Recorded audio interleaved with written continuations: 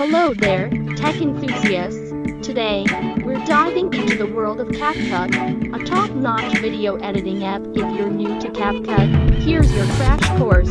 Firstly, sign up using your email or Facebook account. Then, explore the homepage for templates and prompts. Next, create your first video by tapping on Create and selecting Video. Now, let's add music to our project.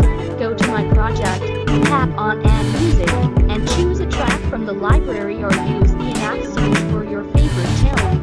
Next, add effects by tapping Add Effect after choosing your song.